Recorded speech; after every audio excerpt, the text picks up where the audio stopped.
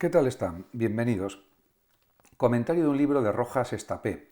Marian Rojas Estapé es la autora del libro Recupera tu mente, reconquista tu vida, que está publicado en la editorial Espasa. Ya está en la quinta edición, con lo cual quiere decir que ha tenido mucho éxito en cuanto a lectores y en ese sentido es entendible porque trata varias cuestiones que son de mucho interés en la actualidad. Es un libro reciente, de hace unos meses, y trata fundamentalmente temas como la dopamina, la corteza prefrontal, redes y pantallas, rutinas vitamínicas y otras muchísimas cuestiones. Sin pretensión de exhaustividad voy a comentar algunos aspectos del libro que me parecen especialmente interesantes. Por supuesto, la doctora Marian Rojas Estapé es muy conocida a nivel nacional y a nivel internacional. Es psiquiatra, licenciada en Medicina por la Universidad de Navarra, trabaja en el Instituto Rojas Estapé de su padre, el psiquiatra Rojas, y su labor profesional se centra principalmente en el tratamiento de personas con ansiedad, depresión, trastornos de personalidad, trastornos de conducta, enfermedades somáticas y trauma. Realmente en el libro comienza con algunos aspectos fundamentales, como por ejemplo, entre ellos la atención. Y dice pues en dos frases lo siguiente que voy a comentar. No todo lo que nos llega activa nuestro interés. Lo que genera cierto atractivo para la mente y los sentidos es lo que la estimula o lo que precisamente nos causa un cierto impacto o impresión emocional. Efectivamente, eso ya lo decía el propio William James, uno de los fundadores de la psicología moderna, en sus principios de psicología, que son citados también por la propia autora, y realmente la experiencia nos influye en todo lo que pensamos, en lo que hacemos, en lo que sentimos, y eso es algo incuestionable. Lo que sucede es que la atención no puede abarcarlo absolutamente todo. La atención distingue lo fundamental o lo principal de lo secundario o accesorio, y por otra parte es algo entendible, porque si quisiéramos prestar atención absolutamente a todos los aspectos de la realidad, eso sería algo que sobrepasaría nuestras facultades perceptivas. Por lo tanto, aunque es verdad que el cerebro percibe mucho más de lo que pensamos, realmente el foco de la atención es el que determina lo que realmente nos afecta más, nos impresiona más. En ese sentido, también es importante activar la curiosidad, activar el asombro ante lo que vemos, ante lo que observamos, porque de esa manera nos vamos a sentir también con más profundidad psicológica y con más satisfacción interna, podríamos decir. Y en otra de las frases escribe la propia autora, Marian Rojas Estapé, lo siguiente. De hecho, William James manifestaba que parte de los genios poseían un enorme poder de atención sostenida. Entraban en el estado de flow con más frecuencia. Como se sabe, el estado de flow es el estado de flujo. Cuando, por ejemplo, los artistas, pueden ser escritores, músicos, filósofos, etcétera, pues se ponen a realizar una actividad creativa y están satisfechos en esa actividad creativa o es lo propio de ellos, realmente pues sienten que el tiempo pasa sin darse cuenta. Y eso sucede cuando nos dedicamos a determinadas actividades con entusiasmo. Estamos en un estado de flujo, entramos en un estado de flujo que hace que las cosas sean más satisfactorias para nosotros. De hecho, el tiempo parece que tiene otra dimensión, un estado de flujo. A mí me gusta más utilizar los términos del español que términos anglosajones, pero en cualquier caso las dos cosas son válidas. Por otra parte, realmente dice en una frase muy corta lo siguiente la propia autora, Marian Rojas. Incide en que atender supone desatender. Efectivamente, atendemos unas cosas y desatendemos a otras. No puede ser de otra manera. No lo podemos abarcar todo en un proceso de atención focalizada y muy precisa y muy detallada. En ese aspecto es verdad que la capacidad de absorción, de percepción del cerebro, de nuestros sentidos, especialmente la vista y la vista y el oído, el tacto también, podemos percibir cosas con el tacto y con el gusto, pero sobre todo la vista y el oído, la cantidad de información que nos llega a través de estos dos sentidos solamente es prodigiosa. En cualquier caso es procesada por el cerebro, en general probablemente a nivel inconsciente, pero realmente cuando enfocamos la conciencia en determinadas cuestiones, generalmente las destacamos de las demás, las separamos de las demás en cierto sentido. Y eso es algo lógico, por otra parte. Además, también hay que decir que pues hoy en día la neurociencia tiene muchos más métodos de investigación, como por ejemplo el electroencefalograma, y se sabe perfectamente los tipos de ondas cerebrales que tenemos y cómo realmente lo que hacemos, las conductas que tenemos, influyen en las ondas cerebrales también, y por supuesto la alimentación, etc. Por ejemplo, hay cosas curiosas que ella dice como experta, como psiquiatra experta que es, y que ha leído muchísimos libros de estas cuestiones de neurociencia, de psicología, de psiquiatría, aparte de sus conocimientos propios de la especialidad. Escribe Marian Rojas: sabemos que tras pocas semanas de práctica habitual de meditación, el número de neuronas que oscilan en alfa aumenta. Por lo tanto, también esto pues hay que considerarlo. También ella insiste en el gran valor del deporte para mejorar la salud del cerebro, la salud cerebral, incluso para provocar más surgimiento de nuevas neuronas. Eso también lo refleja en el libro. Y pues realmente también es muy importante saber atender. Por eso ella señala que atender supone aguzar los sentidos relegando pensamientos, ruidos y sensaciones, porque de otra forma no estamos realmente atendiendo, y ella insiste en las excesivas distracciones que tenemos cada día. Por otra parte, estamos bombardeados con muchísimas informaciones, noticias que nos llegan cada día, y eso pues también hay que destacarlo y hay que saberlo. Por otra parte, ella insiste también a lo largo del libro en la importancia de buscar momentos de serenidad, de tranquilidad, de no hacer nada, de inactividad, podríamos decir, porque, como ella dice, una mente que sabe reposar es una mente feliz. Por lo tanto, ella está en contra de una actividad frenética cada día, porque eso reduce la calidad de vida incuestionablemente, y eso no nos conviene. Por lo tanto, también ella insiste en el valor, por ejemplo, de la respiración lenta, y está demostrado científicamente a través de investigaciones médicas que inspirar lentamente por la nariz tranquiliza a la persona, relaja a la persona, por ejemplo, que sufre en esos momentos nerviosismo, etcétera, o un estrés excesivo. Y por otra parte también se ha demostrado que respirar por la nariz es mejor que respirar por la boca, porque lo que sucede es que se eliminan elementos patógenos, microbios, virus, etcétera, que quedan filtrados a través de la nariz. En cambio, cuando se respira a través de la boca, eso no sucede en la misma medida. En cualquier caso, ella analiza muchísimas cuestiones a lo largo del libro, es un libro denso, y también pues, dice cosas que dicen otros expertos psiquiatras también y psicólogos, que por ejemplo para descansar bien, para dormir, hay que cuidar el momento o los momentos antes de dormir.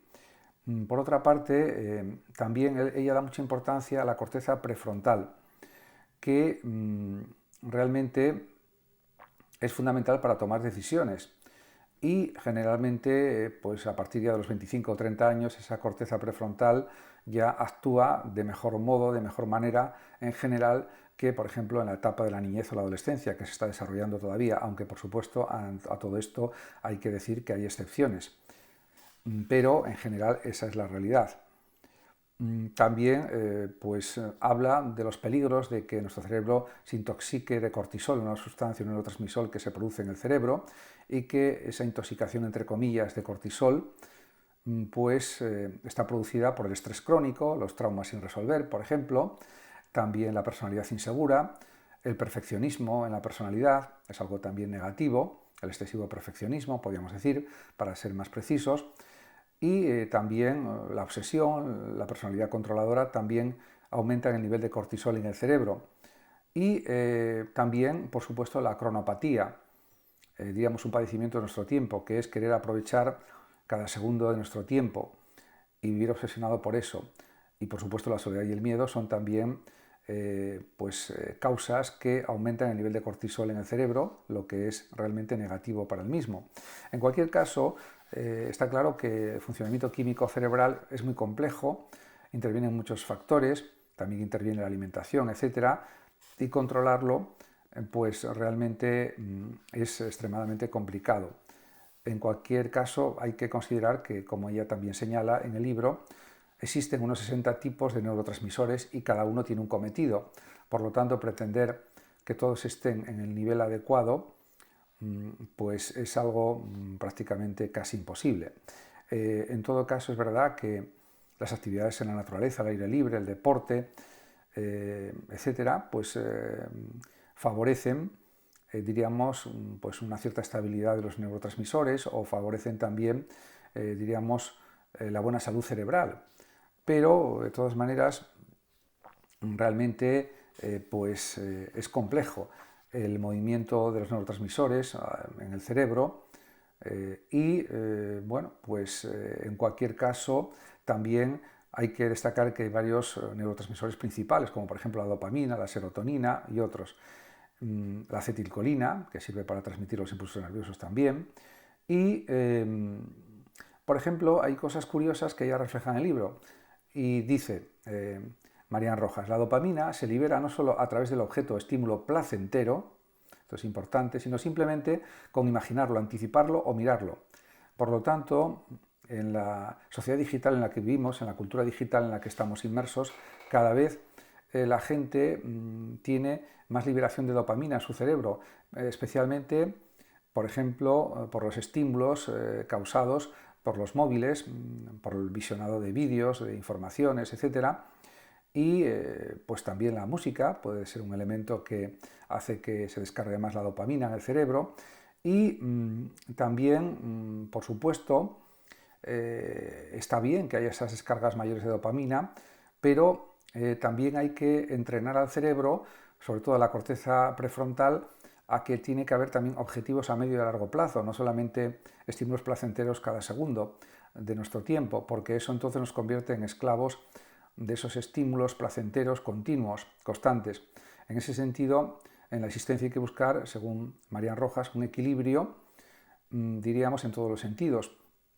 Y pues ella analiza y critica que, pues a ver, sobre todo critica la cuestión de que mucha gente solo vive para tener descargas dopamínicas, en el sentido de que solamente quiere placeres continuos, constantemente, sin fin y de una manera intensísima. Y claro, eso también pues es algo negativo, porque tiene que haber momentos de placer y momentos a veces de aburrimiento, es algo normal. De hecho, en los estados de aburrimiento, dice la propia autora del libro, que es cuando surgen muchas veces grandes ideas, pues nuevos planteamientos. En definitiva, los grandes genios, los genios en general, tienen momentos en los que no hacen nada y en los que están en realidad pensando o simplemente intuyendo cosas que pueden crear a continuación. Por lo tanto, no es un tiempo perdido el tiempo de descanso, el tiempo de aburrimiento. Por supuesto, no un aburrimiento excesivo, pero sí realmente ella plantea que el sistema de gratificación actualmente en la era digital es excesivamente rápido, y eso perjudica la fuerza de voluntad, perjudica los niveles que podemos tener de perseverancia, de tenacidad, de fuerza, de fortaleza, y por lo tanto realmente esto hay que cambiarlo. De hecho, ella atiende a muchas personas en su consulta y bueno, pues realmente ante los problemas de enfermedades mentales o de problemas mentales o psicológicos o problemas psiquiátricos, pues generalmente ella opta, según los casos, por supuesto, por un tratamiento farmacológico y a veces un tratamiento de psicoterapia y de deporte y de otra serie de técnicas terapéuticas propias de la psiquiatría, de la que ella es una gran especialista. Por lo tanto, como se puede ver, el libro es bastante complejo y pues realmente también ella señala en otra de las frases lo siguiente: cuanto más se utiliza una zona cerebral, más se potencia y las conexiones neuronales aumentan. En ese sentido, por ejemplo, la lectura es importantísima para potenciar las funciones cerebrales, la lectura, también la observación de la realidad y, por supuesto, el estudio, el aprendizaje de un idioma, etc. Pero yo diría que lo fundamental es la lectura, la lectoescritura, podríamos decir. De hecho, se ha comprobado que en distintos centros educativos de Finlandia ya han apostado en la educación secundaria, eso lo dice ella en el libro también, más adelante, han apostado claramente por volver de lo digital, aunque puede haber pantallas o pizarras digitales también, por supuesto, volver no a un ordenador por alumno o a una tablet por alumno, sino regresar a los libros de texto, a los cuadernos para escribir, porque eso desarrolla mejor el cerebro, potencia más el cerebro, la capacidad de comprensión, que ha bajado notablemente en los últimos años en Finlandia, en Suecia y en otros países, especialmente en esos, Finlandia, Suecia, Noruega, pero en general en todos los países europeos y a nivel mundial, salvo excepciones como quizás Corea del Sur y otros países, quizás China, etcétera. Pero realmente esa es la realidad de las cosas. Por lo tanto, eso también hay que considerarlo. Por supuesto, todo el mundo pretende vivir sin sufrir, pero ella también reconoce en el libro que sufrir es una realidad. Por supuesto, hay que reducir el nivel de sufrimiento, el nivel de dolor, lo más posible, pero a veces, para distinguir la alegría de la tristeza, pues tiene que haber tristeza, no puede haber solo alegría continuamente. Y el dolor pues indica que algo falla, algo no va bien y que hay que poner remedio a la situación. Por lo tanto, pues eso hay que reconocerlo. De hecho, el título de uno de los apartados del libro es Placer y dolor, dos caras de la misma moneda. Por lo tanto, lo que hay que buscar es un equilibrio entre el placer y el dolor. Por supuesto, potenciar el placer, pero hasta un cierto límite. Porque lo que está sucediendo actualmente, y ella lo dice explícitamente en el libro, es que sobre todo los adolescentes y jóvenes, pero también los adultos, parece que son intolerantes a cualquier tipo de dolor o de molestia o de aburrimiento, de sufrimiento, y eso no puede ser. Hay que tener una resistencia interna, una resiliencia cada vez mayor ante las circunstancias de la vida. Por supuesto, cuando esas circunstancias vitales son demasiado fuertes, demasiado intensas, la persona puede acudir a un psicólogo, a un psiquiatra, para que le ayude con un tratamiento terapéutico, farmacológico, lo que sea, pero en condiciones normales es verdad que hay un cierto tipo de estrés normalizado en la vida, un cierto nivel de tensión que es normal y al que tenemos que acostumbrarnos todos. Lo que sucede es que a veces, con esta búsqueda de estímulos constantes por parte generalmente de jóvenes y adolescentes, esto se pierde y todo el mundo quiere tener continuamente experiencias placenteras sin límite, a todas horas, y esto pues no puede ser. No puede ser porque la realidad no es así. Por lo tanto, la sensibilidad al dolor se modifica y en ese sentido, pues quizás esto hay que hablar más de ello y darse cuenta de que realmente está bien tener placer, pero también hay momentos en que esto no puede ser.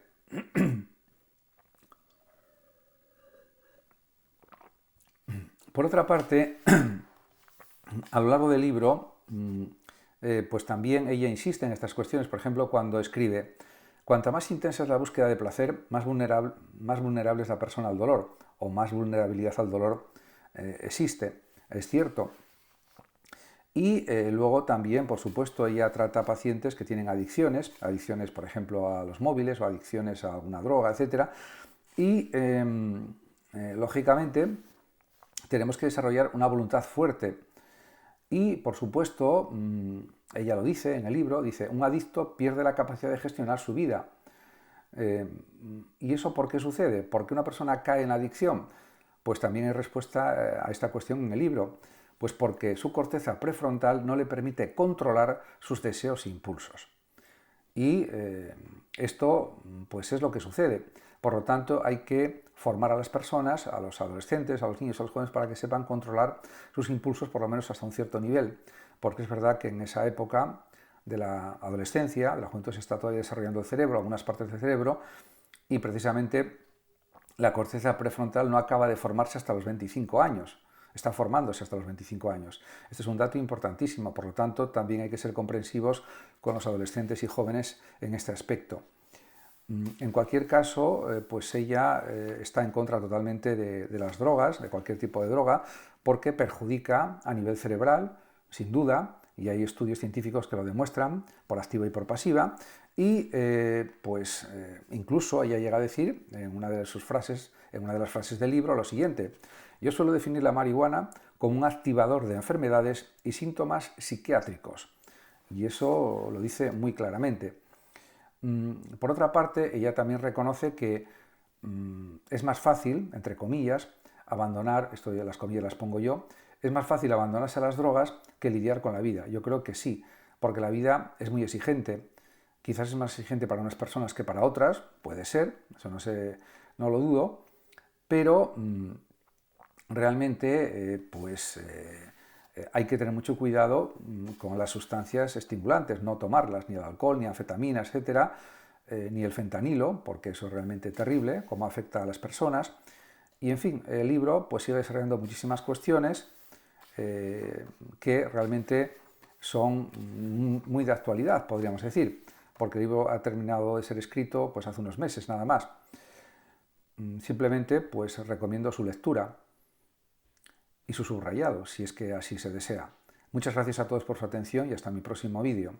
Hasta siempre. El que lo desee puede compartir este vídeo, darle like o suscribirse a mi canal de YouTube.